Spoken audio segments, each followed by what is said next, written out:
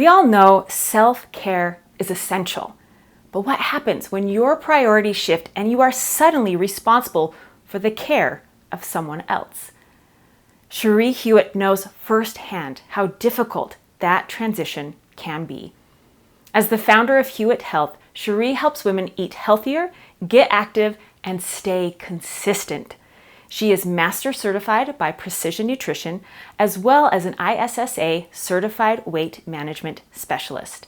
Offering a timely and heartfelt presentation, I am pleased to welcome Chérie Huet to the stage.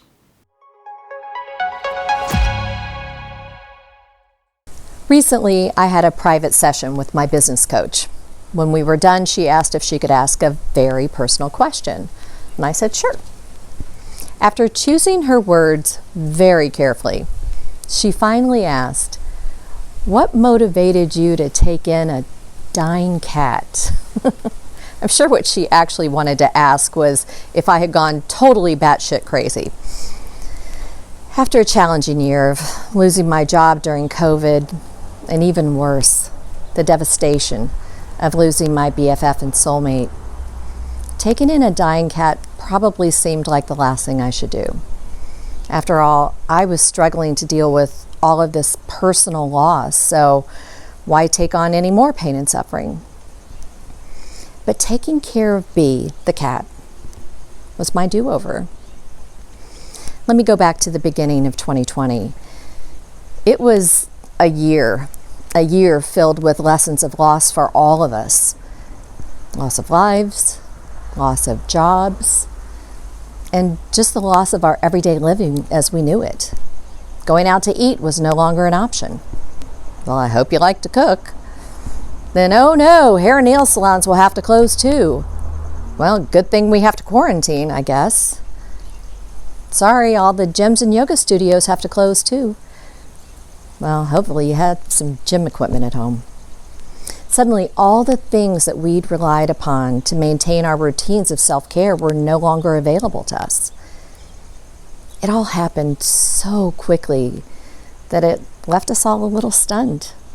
Oh my God, what do we do now? This virus thing wasn't going away anytime soon, and we all had to start making adjustments. It was a loss of our lives as we knew them. And so we started to grieve. Whether we recognized it or not, we grieved. Then more and more people started to get sick and die. Whether it was someone we knew or not, we were all affected. As the numbers climbed, the news began to talk about dealing with grief and mental health and the importance of tuning into our needs. And self-care became its own buzzword. Self-care is a term most everyone is familiar with, but what is it really? Technically, there are 4 basic pillars of self-care: physical, emotional, psychological, and spiritual. And I'm pretty sure that each of those pillars has been tested thoroughly during COVID. Self-care is the intentional act of caring for oneself. And during this past year, it was the essential element that kept us from losing our minds. For example, how many of us have longed for a simple unmasked bear hug? I know I did. I'd recently made a date to see a friend after months of no contact. When I asked her if she was okay with hugging, she responded, not only is it okay, it's required. So if you think about it, a hug falls under each one of those 4 pillars of self-care. It is a physical act, an emotional reward, has a psychological effect, and it is its own spiritual blessing. As I said earlier, I lost my best friend during COVID. Not to COVID, to be clear, but because of her fear of COVID. Without an official diagnosis or any kind of prognosis, I was not prepared to lose her. Without knowing what was going on with her, I found myself gradually slipping into the role of caretaker. I'd like to tell you a story of how brilliant I was about taking care of myself while also taking care of her, but I can't. As a health coach, it is my job to help people learn the importance of self-care and motivate them to do that. But as I look back, I can see where my ignorance of the seriousness of the situation and my love for her led to me to forget everything that I knew and just give myself over 100% to doing whatever she needed. I kept telling myself it's only temporary and I could get back to my workouts and regular sleep. But to be honest, I failed miserably at taking care of myself in those final months with her. And I'm still fighting to get back to the level of self-care that I knew before COVID. Because once the role of caretaker is over, you hopefully have a person who is well enough to take care of themselves. If not, then you are left with the grief of losing that person.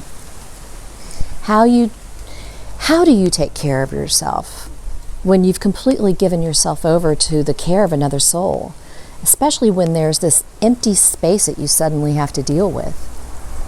All of your attention is forced back on yourself and what comes next. Whether you're single and alone like me, or if you had a family to take care of, you have to face what your next steps are while struggling to find your former self in your own reflection. How do you begin picking up the pieces? What's your first step? If you feel anything like what I felt, it's hard to move past the numbness and lack of direction. I'm going to tell you what I did. I made my bed every single day. It's a simple but powerful action to improve your life. It's your first win of the day. And for a person who is grieving, it may be the only thing that you can accomplish that day that feels normal. Then I reminded myself, it's okay not to be okay. To take care of myself, I had to remind myself that I was a gift to this world, and small and simple actions were how I was going to take care of that gift. You can't give up on taking care of yourself. Start with just one simple action and then add on from there.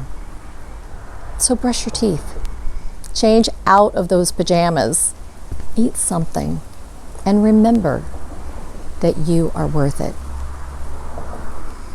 Grief is love. It's all the love you want to give but can't. And the more you love someone, the more you grieve when they're gone. And I was grieving hard, which is, I guess, where B, the cat, comes in. I loved B very much. We had a really special bond. She was our little squeaker.